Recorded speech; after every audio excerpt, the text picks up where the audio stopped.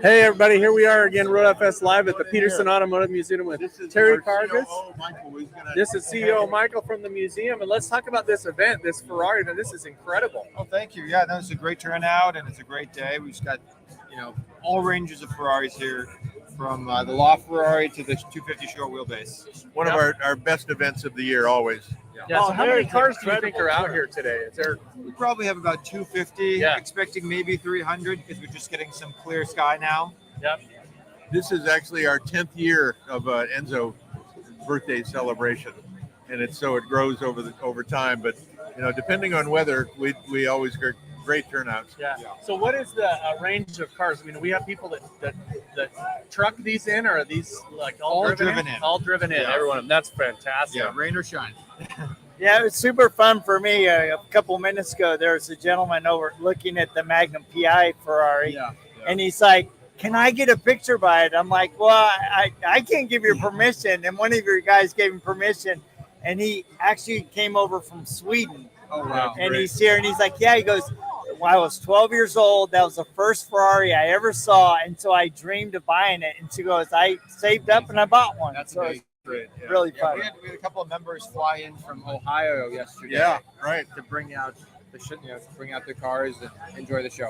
Yeah, it's an amazing event, and we got to give a shout out to the Sonex and Flex team because they have the detailing teams here. They're working on the Henry Ford Ferrari, and they are just doing an amazing job. It looks phenomenal. Yeah, so tell us the story of this Henry Ford Ferrari. Why is it the Henry Ford Ferrari? It was his. The Ford family bought it for him, and it was shipped from the factory like this, with the white walls.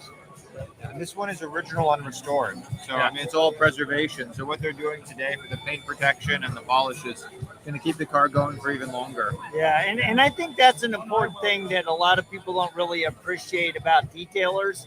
These guys capture a moment in time. And with cars like these, it is so important to keep that historical, value and story. Well, I think that's the whole museum. I mean, we say that all the time in the detailing industry. We want to stop time. Yeah. So we want to take it from where it is today and just preserve it. And that's what you guys do with all the cars here. Absolutely. Well, we're especially proud of the relationship with Sonex. What the Sonex group has done with us has been really remarkable. And really, for the first time in 28 years, we're able to take care of the paint on these cars the best it could possibly be. They've taught our guys, they've trained our guys. Some of our guys are now master certified detailers, and the rest of the crew will be.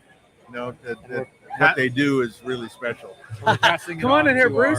Yes, it is. We got Bruce Meyers here as well. At the museum. There are Sonex products throughout the whole museum now. Yeah, that's amazing. We talked today about bringing a group of young guys in and training them so that, hey, you can have a profession. All you need is your tools and your polishes, and go to work. Yeah. Well, so it's a great opportunity for young people to learn a trade. Yep. Because I was just saying, I don't know how many more experts in Greek literature we need. Yeah. but I can tell you this: if somebody learns how to use their hands and develops a trade, whether it's building a Porsche engine or detailing a car, there's always going to be a need for that. And that's what we're lacking so much. I don't want to say today's young people, but I'm old. I can say that. And there are no more shop classes in school.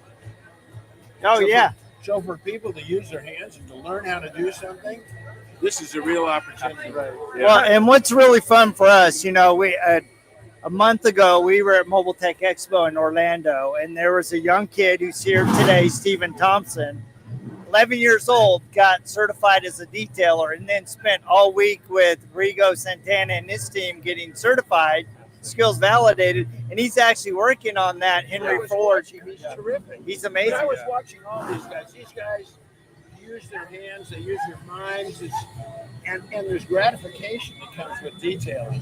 Yeah. It's not just like turning another, like on a Bridgeport, another widget. These guys see the progress, and it gives them a sense of fun part for me is that's how I started as a detailer. I used to detail Ferraris down in Orange County, and then it continued on from there. I opened a detail shop, and we were doing all kinds of things, but this was really special for me because I didn't want a regular job. but this was on my time, and it was really something, a really special time in life. And look where he is today. Yeah. You too can be executive director. You know, I love Terry because the longer I hang with him, and his brother and I have 50-year friendship, but Terry, I think, has done it just about all. He's worked in, in entertainment. He's run race teams. Now we learned he's had his own detail shop. So, But the best thing I've done in my career so far is meet Bruce and work with Michael. The team that we have here is second to none. So for us older the only guys, 5-star museum in the country. Oh, yeah, this is a bucket list for most of us. But as some of us are a little older, sorry. But what have you guys seen that's changed so much? I mean, I know in our many years, when you starting a detail shop, look at how far it's come. What are some of the best advancements? Well, also it started with Michael. One of my favorite stories is that Michael's mother telling us that when he was little, he wouldn't read. So she started buying him car magazines and found that he was reading them cover to cover. Yeah. So there was an interest and an inspiration, and it's continued on to today. And that's what I think is unique about this detail kid, Steven, back here. He's like I was. When I was a kid, I'd take all the car magazines my dad had and I'd just paste them on my wall. Yeah. And he's the same way. He just breathes these cars. He was when we were walking from the basement up here, he kept stopping and looking at the cars. Yeah. I've got that one. I've got a Matchbox of that one. That's great. So, but what have you seen in some of the major? Well, you know what they say: if you do what you like, you never work a day in your life. Right. And I'm telling you, he'd probably pay to do that job. Absolutely. Oh, yeah. So it's pretty cool that he's loving it and he's fulfilling a great purpose. So all good. Yeah, it's kind of passing the torch to someone else. It's, I love seeing this because one of the reasons Jody and I came down here to do these podcasts live with him and partially sponsored him to be here is because we're so excited to see a young person taking on the role of doing this and continuing on and not just going and doing a job. We have about 165 employees here, staff members, team members, and I think is it 45 of them are in education. So our give back in back into the community and working with people and especially with kids, children. Yeah. We're busing kids in. We have a program where kids work on cars with their hands. They learn about how to make things work. It's a major effort for us, and I think that this is an extension of what can be. Teaching them about detailing is another part of that. I think you can tell when you go down in the shop area that's off limits to everybody else. Steven and I both walked in there, and Jody even said it. He's like, "Oh, Rod's home." I was like, "Just put a refrigerator and a bed in here, and I'm home." I'm good, man. Yeah, super fun. We have volunteer applications. Yeah, volunteer applications are open. So. There you go. Yeah, Rod may find a place down here, so it's good. And thank you for doing your podcast here. When I think of podcasts, I think about Michael because, we all know that we've had a couple of down years in our past. Yes. And this place is absolutely alive, never done better. And it's largely because of Michael, who understands social media, understood how to keep us vital at a time when we had to close our doors. Yeah. So it's just that great mix of youth and understanding and brilliance that we're here today. It's all team, yeah. I think that's the thing is, like you said, if you find something you love and you do it, it's never work. It's also who you surround you with. Those people become your family.